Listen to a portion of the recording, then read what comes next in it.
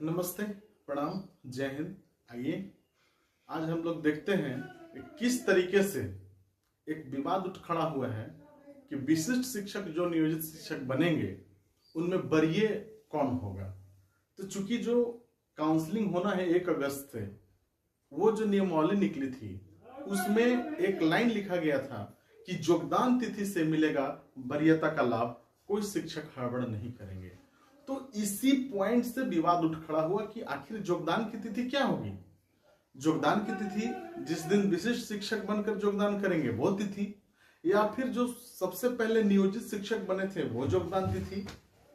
तो सारा कंफ्यूजन अब क्लियर हो चुका है, और सारे कंफ्यूजन जब क्लियर हो गए हैं तो मैं भी आप लोग को स्पष्ट रूप से बता देना चाहता हूं, आप लोग तक ये जानकारी पहुंचाना चाहता हूं। पूरे अच्छे से इसको सुनेंगे। 3-4 बिंदु ऐसे हैं जिससे वरीयता का निर्धारण होता है।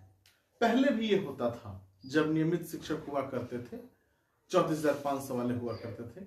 अब भी वही परिपाटी है, लेकिन इसमें थोड़ा सा चेंजिंग है। अब क्या है इसको हम लोग अच्छे से समझेंगे।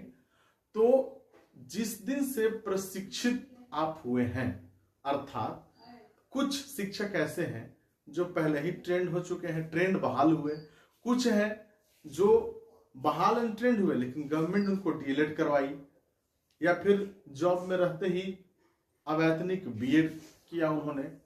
तो जिस दिन से आप प्रशिक्षित माने जा रहे हैं, अर्थात आप जिस दिन से प्रशिक्षित शिक्षक का वेतन ले रहे हैं, उस दिन से आपको माना जाएगा वरीय। 2 शिक्षक हैं और दोनों आगे पीछे ज्वाइनिंग लेते हैं, तो प्रशिक्षित जिस दिन से उनको प्रशिक्षित वेतनमान मिलेगा उस दिन से वो वरीय कहलाएंगे।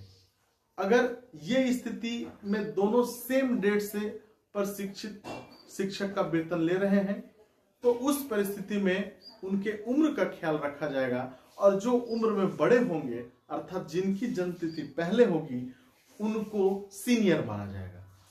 अगर इससे भी उम्र से भी नहीं हल होता है, उम्र में भी दोनों अगर सेम हो जाते हैं, तो वैसी परिस्थिति में उनके नाम का जो अल्फाबेटिकल ऑर्डर है, उनके नाम का जो अल्फाबेटिकल ऑर्डर है उसके अनुसार उनको वरीयता का लाभ मिलेगा।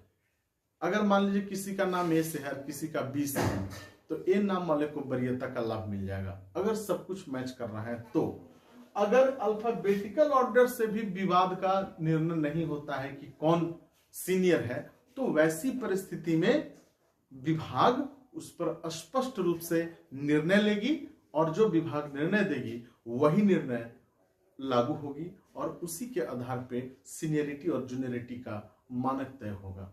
लेकिन आइए हम लोग इसको समझते हैं अच्छे तरीके से कि जिस दिन से आप ट्रेंड हो गए, जिस दिन से आप डीएलएड कर गए या बीएड कर गए और उसके बाद उसका वेतन ले रहे हैं, उसी दिन से आपको सीनियर माना जाएगा, उसी दिन से आपको वरीयता का निर्धारण होगा। बहुत बहुत धन्यवाद।